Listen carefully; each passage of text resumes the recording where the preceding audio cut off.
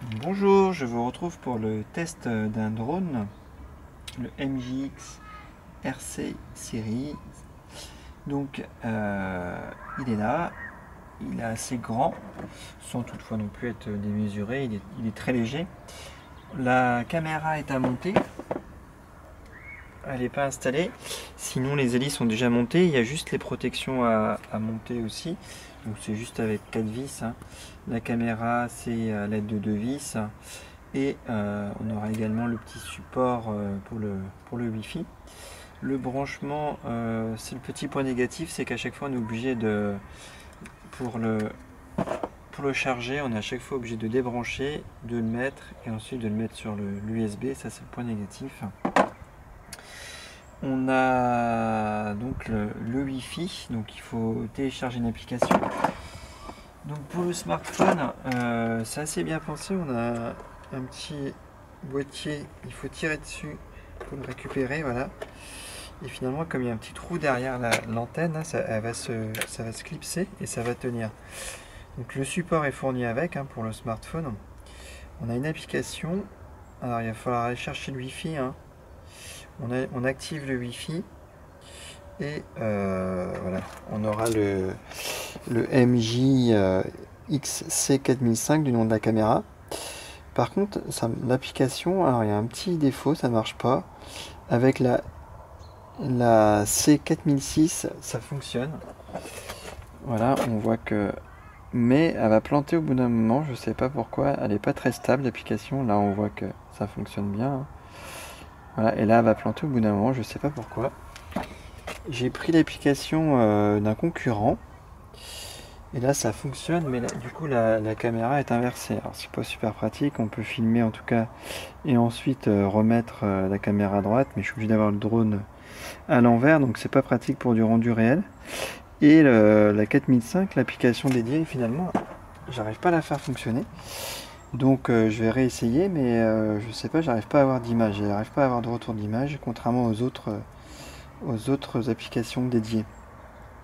Donc pour l'instant, je vais laisser celle d'un concurrent qui fonctionne aussi. Donc là, on a le bouton on, hein, ça clignote, c'est classique.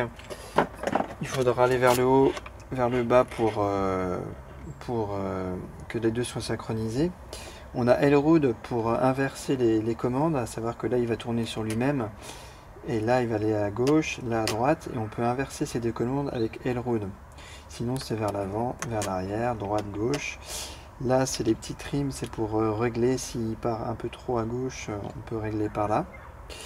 Et puis c'est à peu près tout. Là on peut mettre un peu plus de puissance. Si on le met complètement à fond, on aura un peu plus de puissance.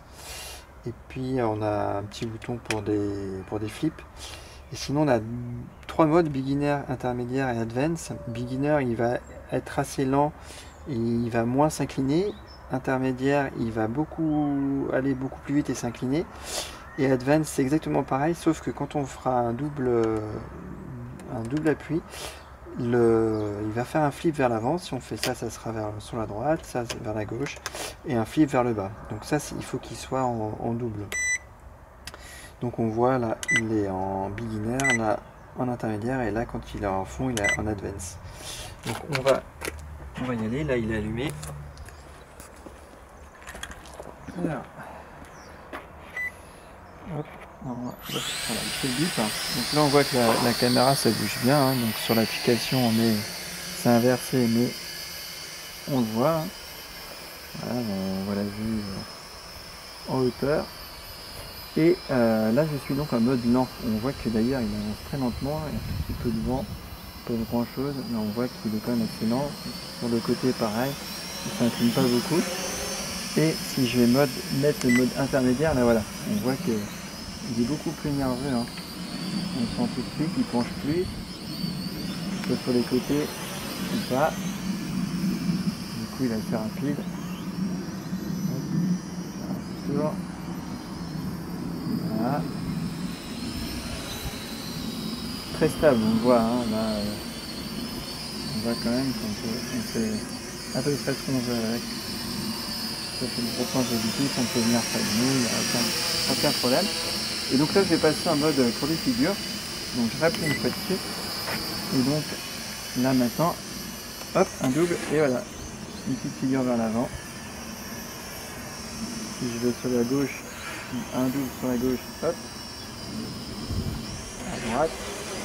Et donc on peut enchaîner comme ça les figures avec une aisance vraiment quand même assez remarquable, hein, même quand on maîtrise pas trop.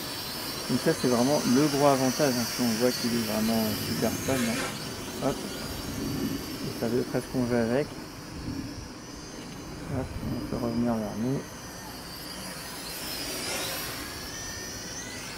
Hop. Hop, on va demander de se poser. Donc, je suis même un peu brut. Allez, on fait revenir vers nous.